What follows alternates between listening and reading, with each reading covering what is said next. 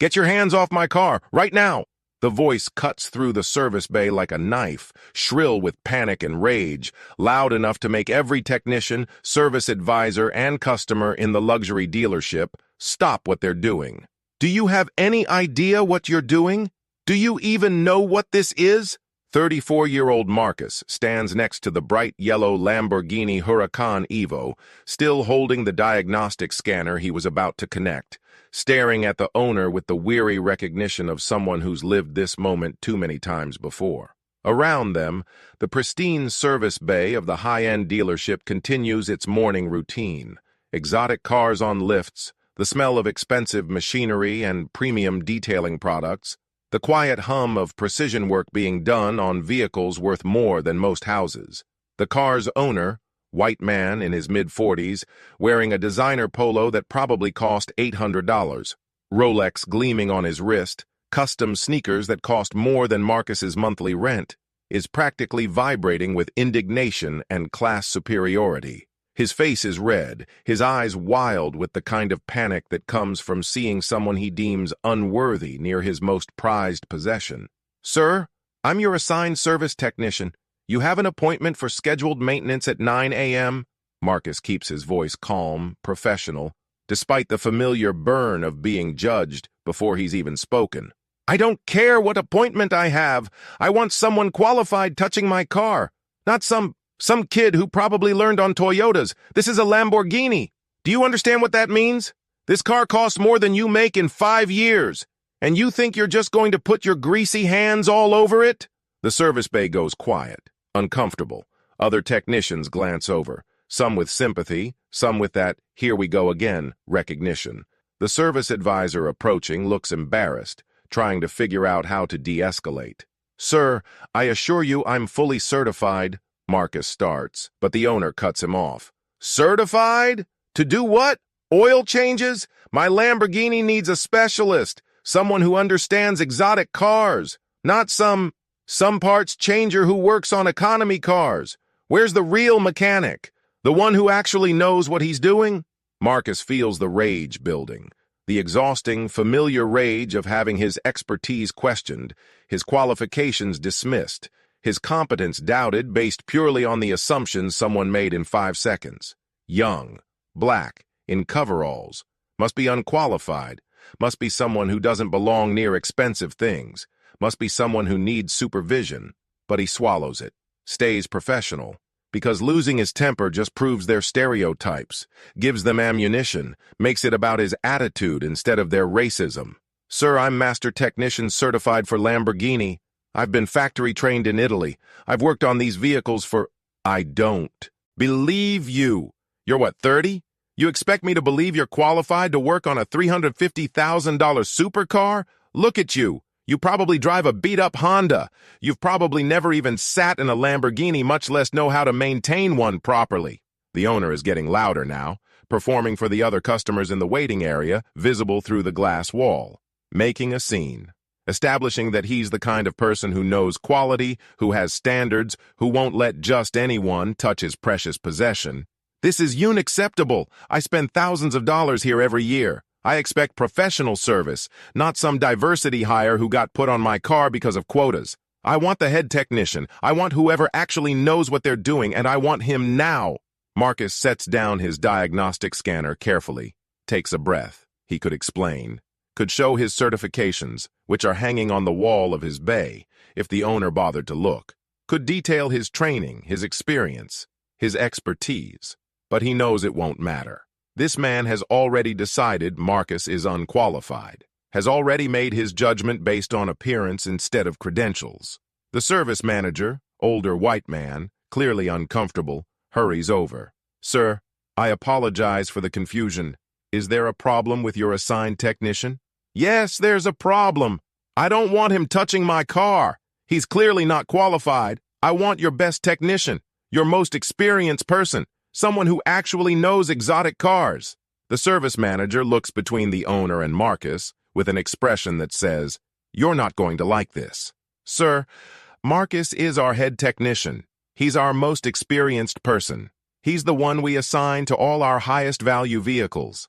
He's Lamborghini Master certified, Ferrari certified, McLaren certified. He's literally the most qualified person in this building to work on your vehicle. The owner's face goes through several emotions: confusion, disbelief, then stubborn refusal to accept reality. I don't care what you say he is. Look at him. Does he look like someone who works on cars worth hundreds of thousands of dollars? I want someone else, someone professional, someone I can trust. Translation: someone white, someone who fits his narrow image of what expertise looks like, someone whose competence he doesn't have to question because they match his expectations. Marcus has heard it all before, been through this dance more times than he can count. Rich customers who see a young black technician and assume incompetence, who demand the real mechanic, or someone who knows what they're doing, or whoever's actually in charge, who can't reconcile his race with his expertise, who would rather trust someone less qualified who looks right than someone highly qualified who doesn't fit their prejudices. Sir, Marcus says quietly, I understand your concern for your vehicle, but I can assure you I have the training and experience to properly maintain it. I've worked on Huracan Avos many times. I know the systems. I'm up to date on all technical service bulletins. I can provide you with my certification documents if... I don't want to see your documents. I want someone else. This is ridiculous. I'm a valued customer. I shouldn't have to argue about who works on my car. Just get me a different technician. The service manager looks at Marcus apologetically. Sir, our other Lamborghini certified technician called in sick today. Marcus is the only master tech available.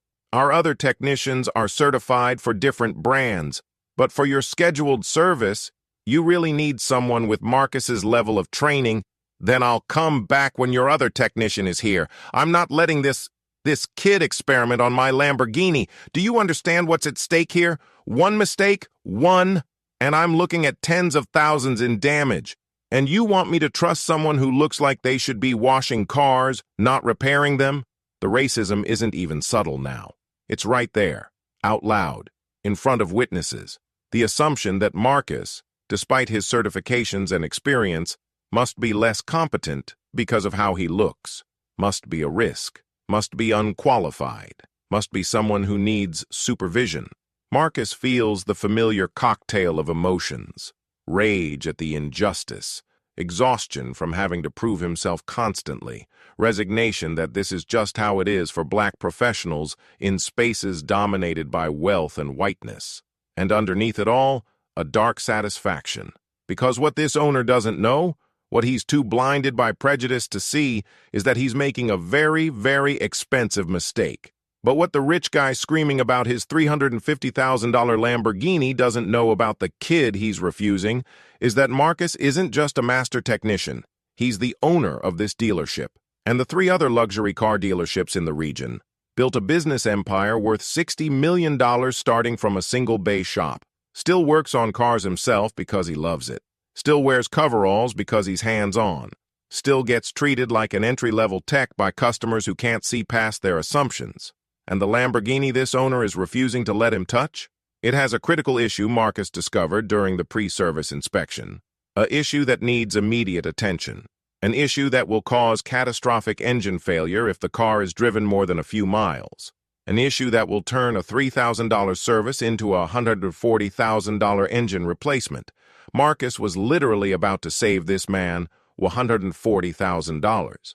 Was about to explain the problem, show him the diagnostic data, recommend immediate repair. Was about to use his expertise to prevent a disaster. But the owner won't let him speak, won't listen, is too busy being racist to hear that his car is about to self-destruct. And Marcus is about to let him learn exactly what happens when you judge expertise by appearance instead of credentials, when you value your prejudices more than professional advice, when you're so committed to your racism that you refuse life-saving help. The owner who's screaming about protecting his investment is about to destroy that investment because he can't stand the idea of a black mechanic touching his car. And the kid he's dismissing owns a personal car collection worth more than the owner's entire net worth. This is the story of how racism costs rich people money, how assumptions destroy expensive things, and how the mechanic who got dismissed ended up watching a Lamborghini engine explode because the owner valued his bigotry more than his car. The dealership sits in the affluent part of the city. All glass and chrome and marble, the kind of place where the coffee in the customer lounge is better than most restaurants serve, where the waiting area has massage chairs and a champagne bar where just walking through the door makes people feel wealthy and important. This isn't a regular car dealership. This is where you go when you have fuck you money and want everyone to know it. Lamborghini, Ferrari, McLaren, Bentley, Rolls-Royce. Cars that cost more than houses. Cars that are status symbols as much as transportation. Cars that announce to the world, I'm rich enough to own this and you're not. The service department handles everything with white glove treatment. Loaner cars are Porsche Cayennes and Range Rovers. Service appointments come with car wash and detail. Technicians wear clean coveralls that get changed daily. Everything is designed to make wealthy customers feel their money buys them not just service, but deference. The dealership opened 7 years ago, started small, just the Lamborghini and Ferrari franchise, grew rapidly, added McLaren, added the British luxury brands, expanded to 3 more locations.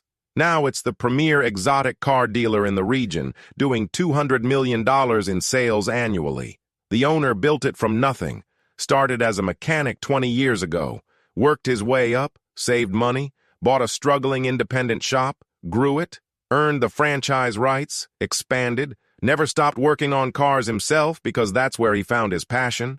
That owner is Marcus, 34 years old, grew up poor in the city, single mother, tough neighborhood, the kind of place where futures are limited and options are few. But Marcus found cars, found that he had a gift for understanding how things worked, how engines functioned, how systems integrated, how to diagnose problems others couldn't find. Got a job at an independent shop at 16, after school and weekends. The owner saw his talent, mentored him, taught him not just repair, but business. When that owner retired, he helped Marcus buy the shop, gave him terms he could afford, believed in him when banks wouldn't. Marcus took that single-bay shop and grew it, specialized in high-end European cars. Got good, really, good, at diagnosing and fixing the kinds of problems other shops couldn't handle.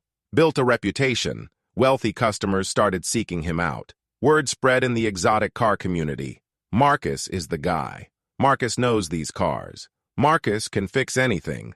At 25, he took out a massive loan and bought a Lamborghini franchise. Everyone told him he was crazy, too young, too risky. The market was saturated. He'd fail within a year. He didn't fail.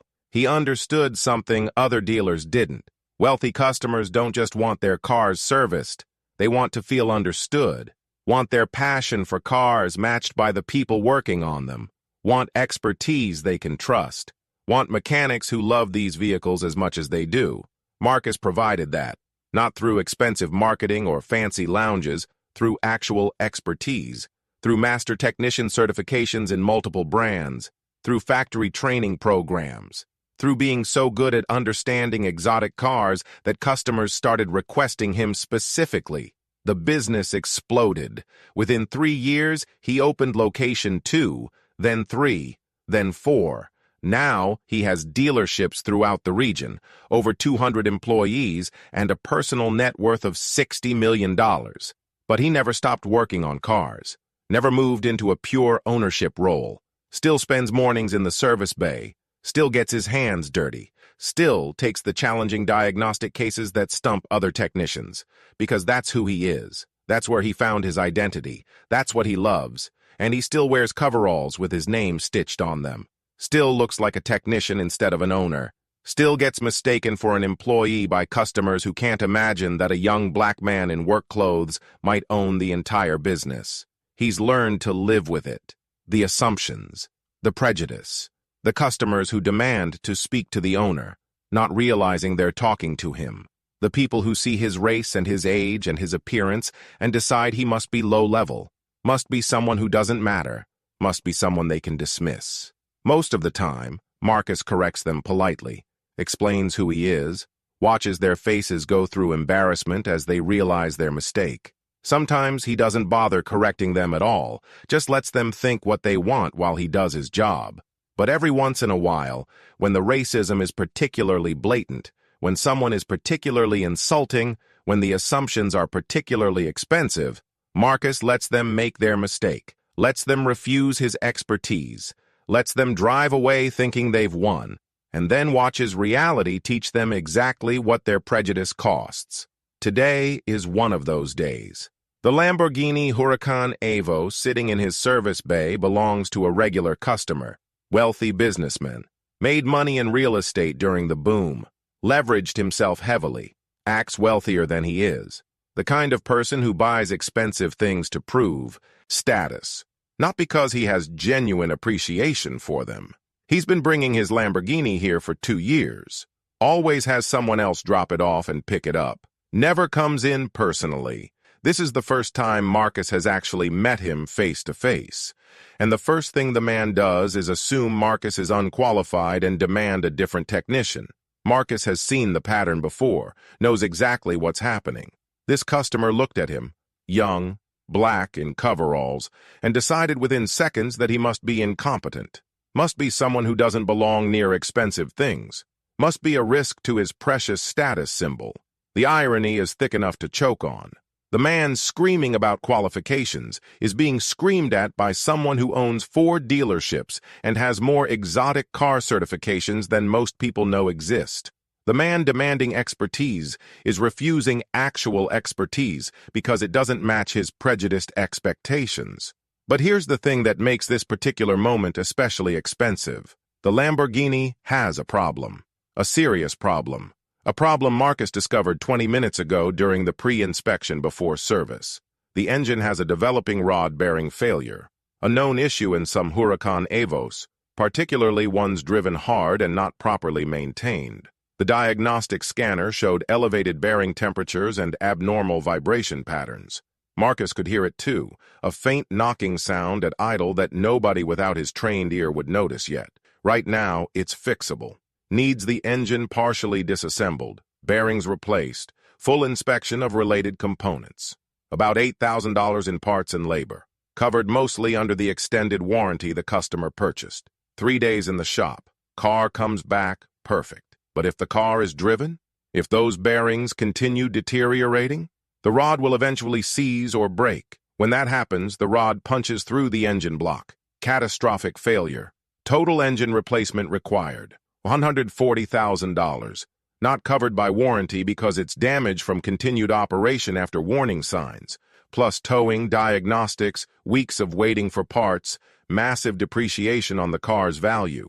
Marcus was literally about to explain this to the customer, was about to show him the diagnostic data, was about to recommend they not release the car for service, but instead hold it for immediate bearing replacement. Was about to save this man $132,000, but the customer won't let him speak, won't listen, is too busy insulting him, questioning his qualifications, demanding someone else, making a scene about how he won't let some kid touch his precious Lamborghini.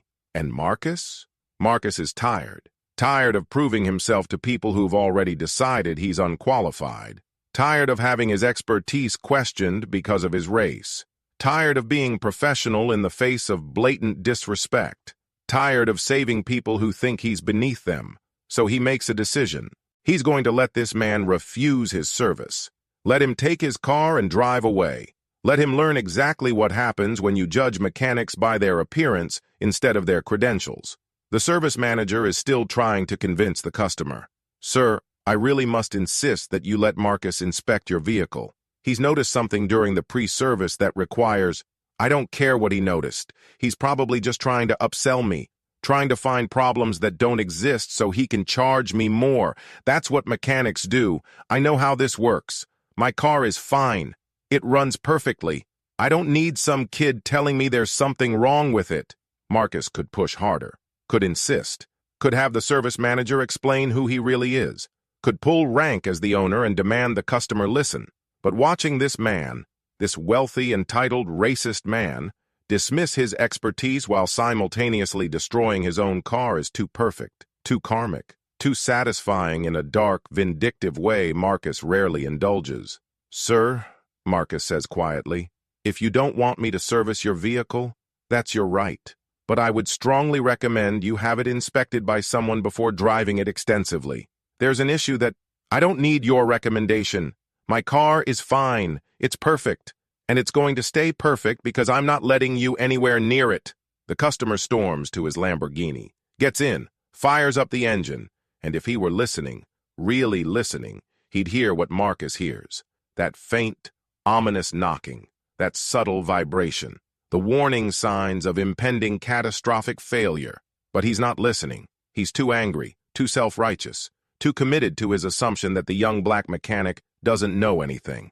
He revs the engine aggressively, showing off, making a point, demonstrating that his car sounds powerful and perfect and doesn't need any service from someone unqualified. Then he speeds out of the service bay with a screech of expensive tires, heading back onto the street, driving a car that's maybe an hour away from self-destructing.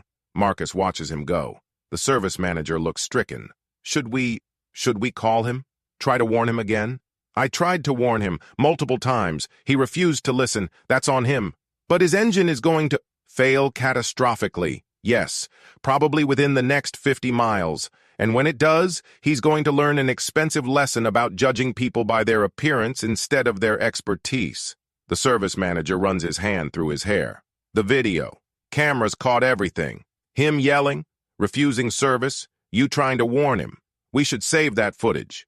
Already planning on it. When he tries to claim we damaged his car or failed to warn him, we'll have evidence showing exactly what happened, that we identified the problem, that we tried to inform him, that he refused service and drove away despite warnings.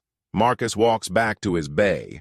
Other technicians are watching him with expressions ranging from sympathy to anger to dark amusement. One of them, older white guy, been working there for 15 years, has seen this before, shakes his head. That's the third time this month someone's refused to let you work on their car. Always the same type, always the same assumptions. Comes with the territory. Rich people see a young black mechanic and assume incompetence. Nothing new. Yeah, but this time they're going to pay for it. That engine is done. I heard the knock too. He's got maybe an hour before total failure. Maybe less if he drives aggressively, which he will because he's trying to prove there's nothing wrong with his car. Marcus pulls out his phone, opens the dealership's internal database, pulls up the customer's file, contact information, service history, warranty details, makes detailed notes in the file. Customer refused service at 9:15 a.m. Pre-service inspection identified developing rod-bearing failure in engine. Diagnostic codes, lists codes, audible knock at idle, elevated bearing temperatures, recommended immediate bearing replacement, customer declined service, insisted vehicle was fine, drove away against technician advice, attempted multiple times to warn customer of issue. Customer refused to listen, demanded different technician based on appearance rather than qualifications, video evidence saved to server. Time stamps everything, creates a comprehensive record.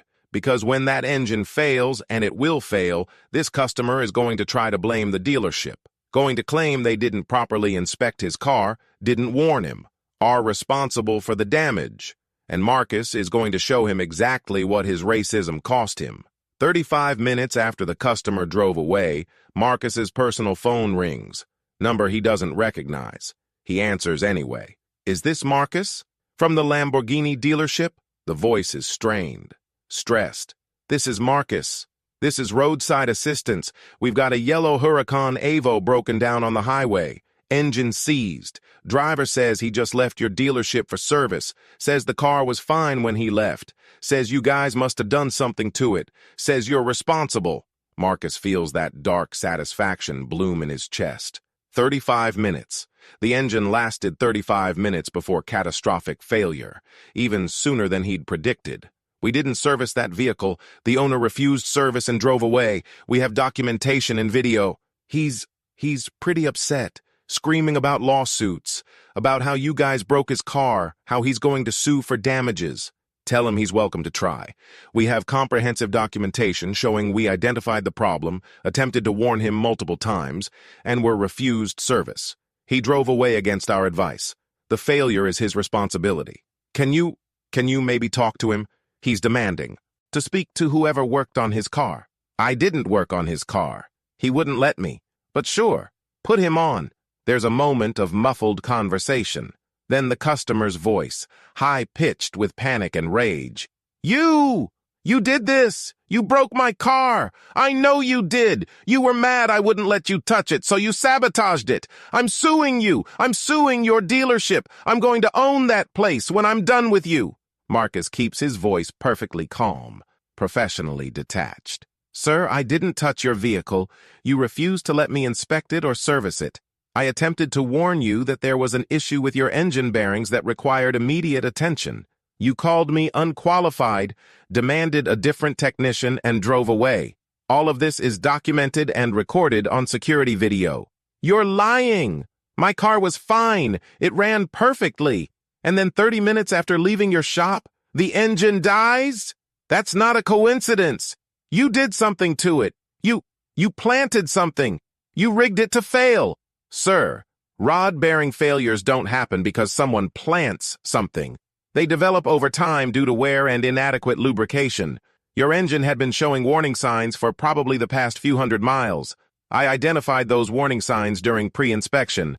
I attempted to inform you. You refused to listen. I want to talk to the owner. I want to talk to whoever's in charge, not some technician making excuses. And there it is, the perfect moment, the opportunity Marcus has been waiting for. Sir, you are talking to the owner. I own the dealership, and the 3 other dealerships in this region. I'm the person you screamed at this morning, the person you called unqualified, the person you said looked like they should be washing cars, not repairing them, the person who tried to save you $140,000 in engine replacement costs. Silence. Complete devastating silence on the other end of the line. What do you mean you're the owner? I mean, I built this business from nothing. Started as a mechanic, worked my way up. Now I own 4 luxury car dealerships worth $60 million. I still work on cars myself because I love it. And I'm one of maybe 50 master technicians in this country with certifications in Lamborghini, Ferrari, and McLaren. I'm literally the most qualified person you could have asked to work on your car. But you're young, black, wearing coveralls? Yes, all of those things. And also the expert you refused to listen to. The person who could have fixed your car for $8,000. The person who tried to warn you that your engine was failing. The person you dismissed because I didn't look like your idea of what expertise should look like. More silence. Then quieter. Are you saying you knew my engine was going to fail? Yes. I identified the rod bearing issue during pre-service inspection. Showed the diagnostic data to the service manager. Was about to explain it to you. When you started screaming about not wanting me near your car, I tried multiple times to warn you. You refused to listen, called me a kid, said I was probably trying to upsell you, insisted your car was fine. Oh God, how much is this going to cost? Complete engine replacement. Your rod bearing seized, which means the rod broke and punched through your engine block. Total failure, can't be repaired, needs entirely new engine. $140,000 in parts and labor, plus towing, storage, diagnostics, probably $145,000 total. But my warranty doesn't cover damage from continued operation after warning signs were identified and ignored, which is exactly what happened. We identified the problem, warned you. You refused service and drove away. That voids warranty coverage for the resulting damage. The customer's voice cracks. Please, there has to be something you can do. I can't afford this. I'm leveraged. The car loan. I don't have $145,000. Please. And Marcus could gloat, could twist the knife, could enjoy this moment of revenge for the racism and humiliation, but he's not that person. He's tired and sad and exhausted by how predictable this all is. Sir, I'll send you the diagnostic reports and video footage from this morning. You'll see the timestamps. You'll see me attempting to warn you. You'll see your refusal of service. You'll see everything documented. When you file your insurance claim, you'll need that documentation. You're really not going to help me? I tried to help you. This morning, when it would have cost you $8,000 instead of $145,000, you refused my help because you assumed I was unqualified based on how I look. That assumption just cost you $137,000. That's not my fault, that's yours. Marcus hangs up, Stands in his service bay surrounded by exotic cars worth millions. His business, his empire, built from nothing through expertise and passion and relentless work. And he thinks about how many times he's been judged, how many times people have looked at him and seen just a mechanic or just a kid or, worst of all, just a black guy who doesn't belong here. How many times his expertise has been questioned, his qualifications dismissed, his competence doubted. Usually, he proves them wrong quietly, does excellent work, lets results speak louder than prejudice, builds his business one satisfied customer at a time. But every once in a while, someone's racism is so blatant, so expensive, so perfectly karmic, that all Marcus has to do is let them refuse his help and watch reality teach them the lesson he couldn't. The customer just learned that lesson, $145,000 worth of lesson, about assumptions, about prejudice, about judging people by their appearance instead of their credentials. Marcus could feel guilty, could regret not pushing harder to warn him, could second-guess his decision to let the man drive away, but he doesn't, because he did warn him. Multiple times, the man refused to listen, refused to accept expertise that didn't match his prejudiced expectations. And now he's paying the price for that refusal. Sometimes racism is expensive in ways that can't be measured. Lost opportunities, crushed confidence, systemic barriers. But sometimes, just sometimes, racism has a clear, measurable price tag. Today, that price tag is $145,000. The video goes viral within hours of Marcus posting it. He uploads it that afternoon.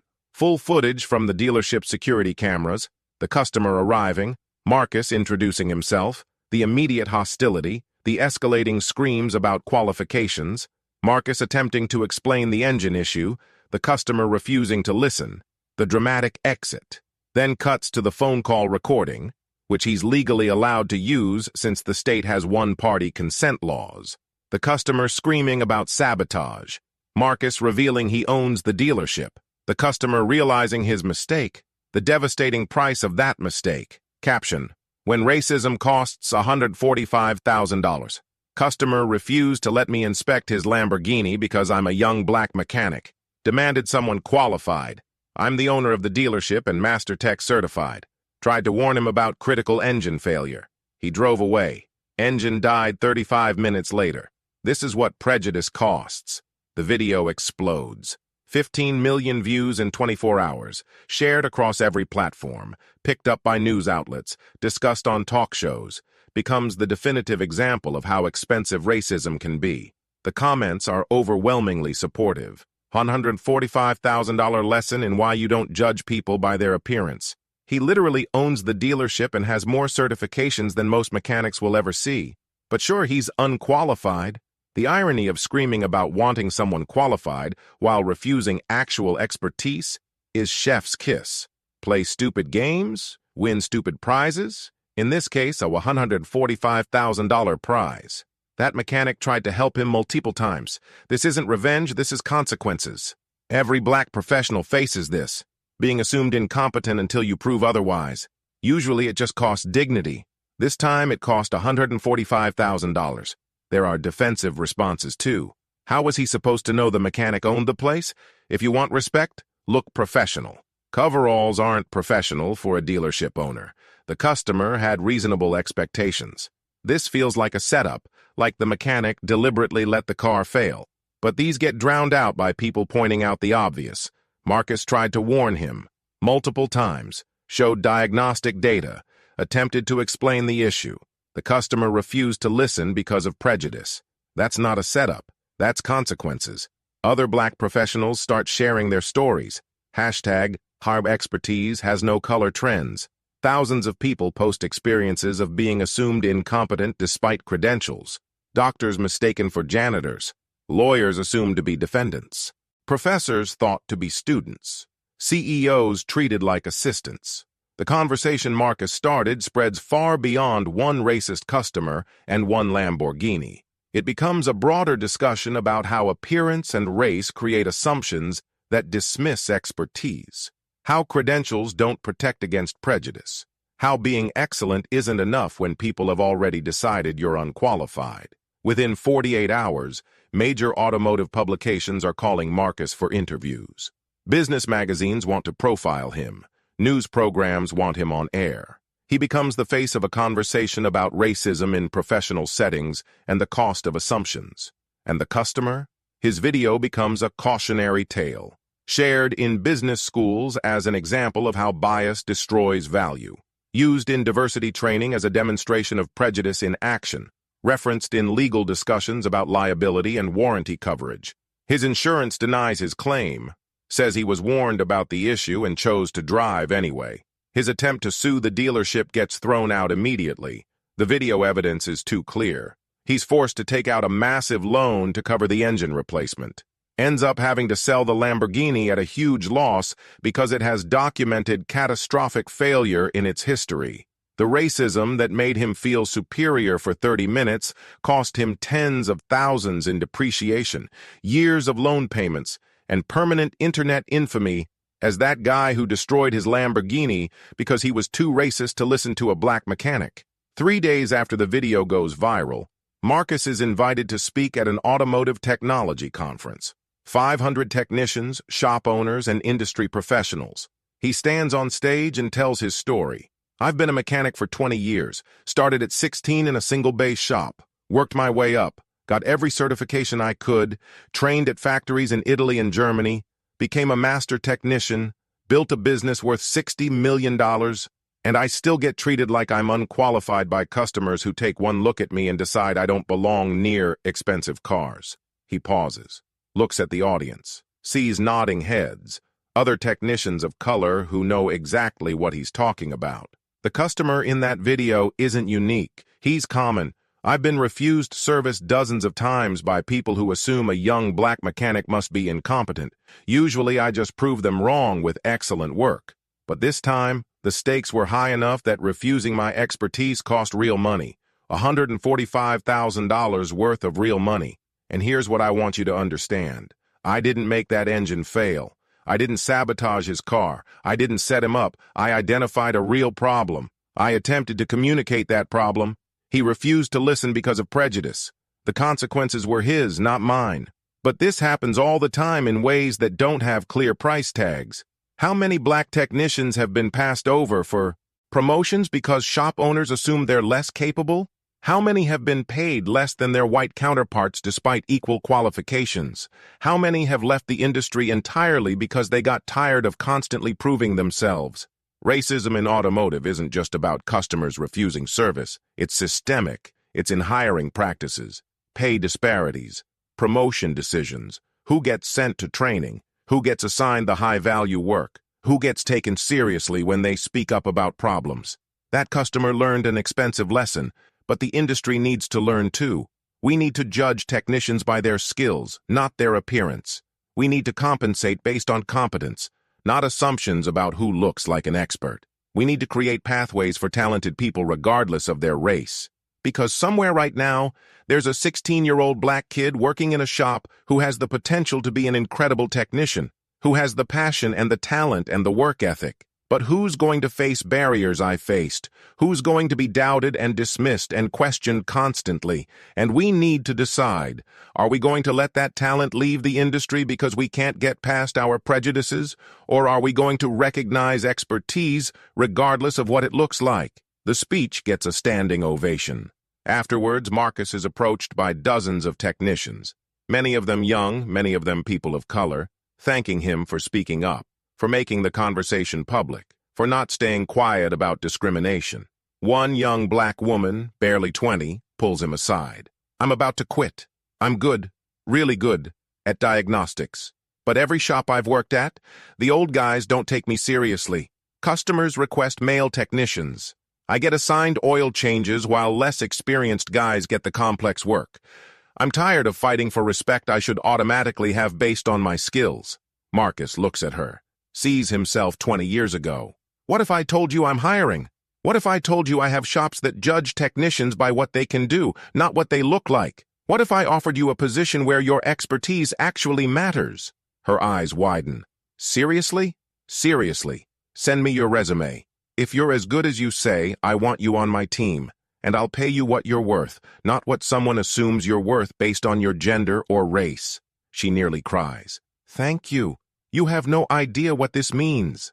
"I do know, because I've been where you are, fighting to be taken seriously, proving myself over and over, watching less qualified people get opportunities I was denied. It's exhausting, and it shouldn't be this way.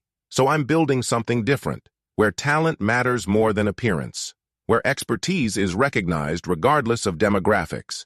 Over the next month, Marcus receives hundreds of applications from technicians of color who've experienced similar discrimination. He hires 20 of them, creates positions at his dealerships specifically designed to give opportunities to talented people who've been overlooked elsewhere, and his business thrives. Turns out that hiring based on actual competence instead of assumptions creates incredible teams. His shops become known for having the most skilled technicians in the region. Customers, the ones who care about expertise more than appearance, seek him out specifically because they know they're getting the best. 6 months after the viral video, the customer reaches out, sends an email to the dealership's general contact address. "I know you have no reason to read this or respond, but I wanted to apologize."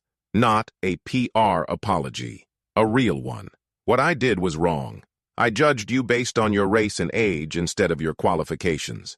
I assumed you were incompetent because you didn't look like my idea of what an expert should look like, and that assumption cost me everything.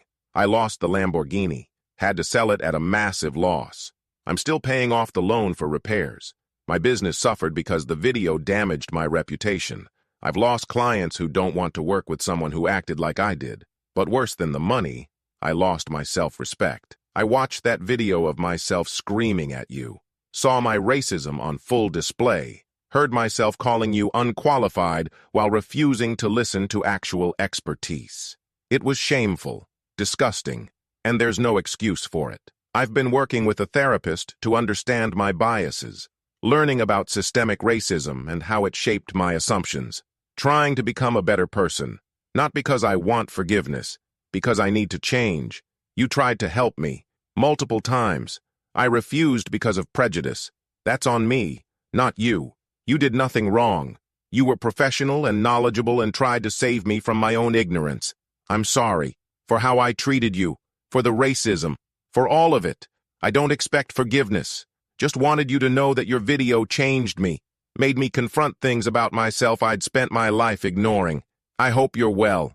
I hope your business continues to thrive. You deserve all the success you've built." Marcus reads the email, forwards it to his personal email, saves it. He doesn't respond, doesn't feel the need to. The apology is nice, maybe even genuine, but it doesn't undo what happened, doesn't erase the racism, doesn't change the fact that it took losing $145,000 for this man to recognize his prejudice. Maybe the man has changed. Maybe the pain of consequences created growth. Maybe he's genuinely different now. Or maybe he just learned to be more careful about expressing racism publicly. Maybe he still holds the same beliefs but is smarter about hiding them. Maybe the apology is more about easing his own guilt than actual transformation. Marcus will never know. And honestly, he doesn't care. This was never about changing one racist customer. It was about exposing how racism operates in professional settings, how assumptions dismiss expertise, how prejudice has costs, sometimes measurable ones. That message got through. The conversation started. The systems are slowly changing. More black technicians are getting opportunities. More shops are examining their hiring practices. More customers are checking their assumptions. One viral video won't fix systemic racism in automotive or any other industry. But it's a start. It's visibility. It's proof that discrimination has consequences. It's evidence that expertise doesn't require the right appearance. And for Marcus, that's enough. 2 years after the incident, Marcus's dealerships have grown to 8 locations. Revenue has doubled. He's hired over 100 new technicians, prioritizing talent over traditional fit. His shops have the highest customer satisfaction ratings in the region and the lowest employee turnover. He's expanded beyond just sales and service, started a training program for young people from underprivileged backgrounds who want to become automotive technicians. provides scholarships, tools, mentorship, job placement, creates pathways into the industry for kids who look like he did at 16, talented but lacking opportunities. The program places 40 graduates per year. 90% of them stay in automotive careers. Many of them end up working at Marcus's dealerships. Others go on to open their own shops. A few have even started their own dealerships. Marcus is building something bigger than a business. He's building a pipeline, creating opportunities that didn't exist before, proving that talent exists everywhere if you're willing to look past your assumptions to find it. And he's still working on cars, still loves the diagnostic challenges, still gets satisfaction from fixing problems others can't solve, still wears coveralls with his name stitched on them, still occasionally gets mistaken for an entry-level tech by customers who can't imagine a young black man owns 8 dealerships worth $200 million. The difference now is that he doesn't let it slide, doesn't stay quiet, doesn't make it easy for people to maintain their prejudices. When someone questions his qualifications, he shows them his credentials. When someone demands to speak to the owner, he introduces himself. When someone refuses his service, he makes sure they understand exactly what they're refusing and why. Sometimes they learn, sometimes they don't. But either way, Marcus isn't hiding anymore, isn't making himself smaller to fit into other people's limited expectations, isn't letting racism go unchallenged just to keep the peace. Because he learned something from that viral moment 2 years ago. Silence enables prejudice. Letting assumptions go uncorrected allows them to persist. And sometimes the best way to create change is to let people face the full consequences of their discrimination. The customer who refused his service learned a $145,000 lesson. Others have learned smaller but still painful lessons. And slowly, very slowly, the culture is shifting. Not fast enough, not completely, but shifting. Because one mechanic refused to stay quiet when someone judged his expertise by his appearance, used his humiliation as a teaching moment, turned his anger into advocacy, and proved that sometimes the best response to discrimination isn't just success, it's making sure everyone sees exactly what prejudice costs. 5 years after getting screamed at in his own service bay, Marcus stands in that same bay surrounded by his team, technicians of every race, gender, and background, united by skill, by passion, by love of automotive excellence. He thinks about the journey, starting at 16 with nothing but talent and determination, building an empire through expertise, facing discrimination constantly, and refusing to let that discrimination define him or limit him. The rich guy who mocked him for touching his Lambo learned an expensive lesson about assumptions. But Marcus learned something too, that visibility matters, that speaking up creates change, that excellence combined with advocacy is more powerful than excellence alone. His phone rings, another service appointment, another customer. Another opportunity to prove that expertise doesn't have a color, an age, or a look. Marcus answers, "This is Marcus. How can I help you?" And he goes back to work, doing what he loves, building what matters, creating opportunities for others, and refusing to let anyone's prejudice make him smaller than he is. Because he's not just a mechanic anymore. He's proof that talent transcends assumptions, that success doesn't require conformity, that you can build empires while staying exactly who you are. The Lamborghini that died on the highway became a $145,000 lesson in the cost of racism. But Marcus became something more valuable, evidence that expertise earns respect regardless of appearance, that black excellence exists everywhere if people are willing to see it, and that sometimes the best revenge isn't destruction. It's building something so successful that prejudice becomes irrelevant. The rich guy lost his car and his reputation. Marcus built an empire and changed an industry. That's the difference between judging people by their appearance and recognizing their actual value. One costs you everything. The other creates everything. Have you ever been judged as unqualified despite your expertise? Have you ever watched someone refuse help because of their assumptions? Have you ever seen prejudice cost someone dearly? Share your story in the comments below. Subscribe to our channel for more stories of professionals who refused to be dismissed, experts who proved doubters wrong, and people who turned discrimination into motivation. Because somewhere right now, a qualified professional is being judged by their appearance. A talented person is being assumed incompetent. An expert is being dismissed because they don't match someone's prejudiced expectations. And maybe, just maybe, they'll refuse to accept it. They'll document it. They'll let consequences teach the lesson. They'll use their expertise to prove that assumptions are expensive. A rich guy mocked a black mechanic for touching his Lamborghini. That mechanic owned the dealership and tried to save him $145,000. The rich guy refused to listen because of racism. His engine exploded 35 minutes later. Because expertise doesn't disappear because someone wears coveralls. Qualifications don't vanish because someone doesn't match expectations. And consequences don't care about prejudice. They just care about facts. The mechanic tried to help. The rich guy refused because of racism. The car died because physics doesn't care about bigotry. And $145,000 became the exact price of judging people by appearance instead of credentials. Sometimes racism costs dignity. Sometimes it costs opportunities. And sometimes, just sometimes, it costs exactly $145,000 and a destroyed Lamborghini. The mechanic who got mocked now owns 8 dealerships. The rich guy who did the mocking lost everything because he couldn't see past his prejudices. That's not revenge. That's just what happens when you refuse expertise because it doesn't look like you expected. When you value your assumptions more than reality. When your prejudice is so strong that you ignore warnings that could save you. The lesson cost $145,000. But it's a lesson that needed teaching. Expertise has no color. Qualifications have no look. And racism? Racism is very, very expensive.